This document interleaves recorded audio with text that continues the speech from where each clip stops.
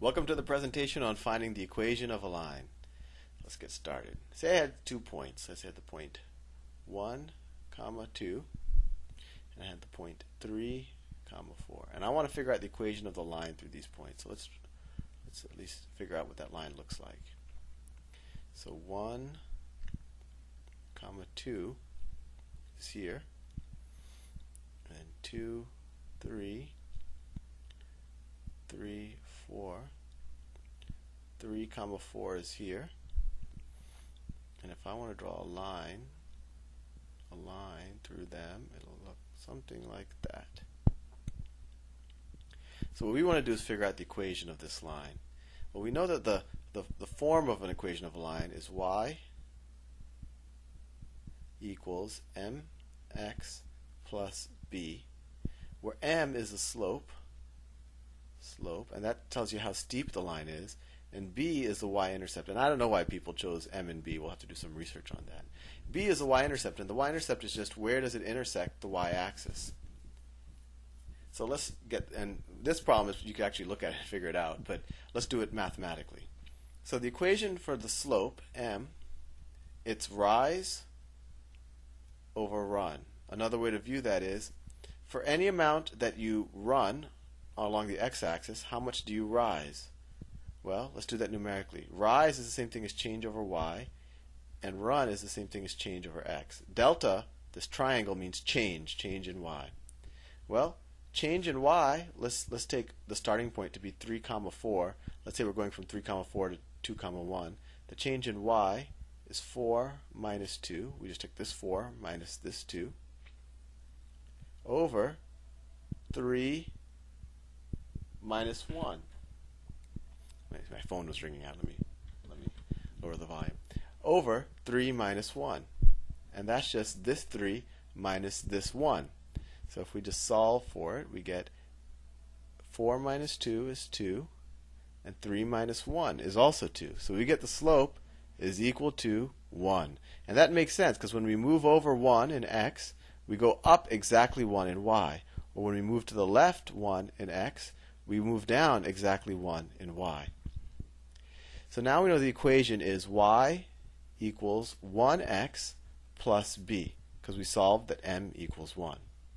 And this is, of course, the same thing as y equals x plus b. Now all we have left to do is solve for b. Well, how do we do that? Because we have 3 variables here. Well, we could actually substitute one of these pairs of points in for y and x. And that makes sense because these points have to satisfy this equation. So let's take this first pair. Y is equal to 2. 2 is equal to x, which is 1, plus b. It's a pretty easy equation to solve. We get b equals 1. So that tells us that the equation of this line is y equals x plus 1. That's a pretty straightforward equation. It makes sense. The y-intercept is 1, which is exactly here, 0, 1. And the slope is 1. And that's pretty obvious. For every amount that we move to the right, we move the same amount up. So the slope is 1. Let's do another problem. Let's say I wanted to find the equation of the line between the points -3, 5 and 2, -6. Well, we do the same thing.